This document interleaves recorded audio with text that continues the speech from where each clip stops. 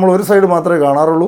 നമ്മുടെ കുട്ടികളെ ആണെങ്കിൽ തന്നെ ഒരു സൈഡ് മാത്രമേ കാണിച്ചു കൊടുക്കാറുള്ളൂ. രണ്ട് എക്സ്ട്രീമും കണ്ടാൽ മാത്രമേ നമുക്ക് പലപ്പോഴും പലർക്കും അറിയാൻ പാടില്ലാത്ത നമുക്ക് എന്തുണ്ടെന്നുള്ളത് മാത്രം അറിയാൻ പറ്റാത്ത, നമുക്ക് എന്തില്ല എന്നുള്ളത് നമുക്ക് കൃത്യമായിട്ട് അറിയാം. നമുക്ക് കിട്ടിയിരിക്കുന്നതിനൊന്നും പലപ്പോഴും നമ്മൾ താങ്ക്ഫുൾ അല്ല.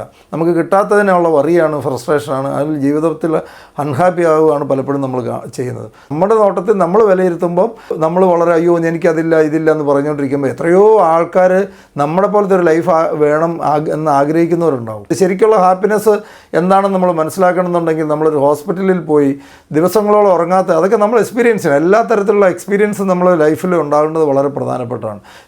രണ്ട് എക്സ്ട്രീമും നമ്മൾ കാണണം. പലപ്പോഴും നമുക്ക് പറ്റുന്നത് നമ്മൾ ഒരു സൈഡ് മാത്രമേ കാണാറുള്ളൂ.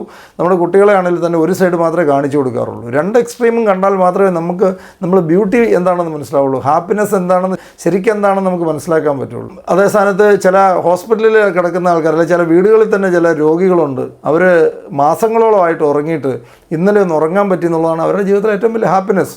അവിടെ നമ്മളെവിടെ നിൽക്കുന്നു, അവരെവിടെ നിൽക്കുന്നു എന്ന് ആലോചിച്ച് നോക്കുക. ചില ആൾക്കാർ ഒരു ടോയ്ലറ്റിൽ പോകാൻ സാധിക്കാതെയായിട്ട് എത്രയോ സ്ട്രഗിൾ ചെയ്യുന്ന ആൾക്കാരുണ്ട്. അവർക്ക് സാധിക്കുന്നില്ല, അവരുടെ പല ഹെൽത്ത് ചലഞ്ചസ് കൊണ്ട് സാധിക്കുന്നില്ല.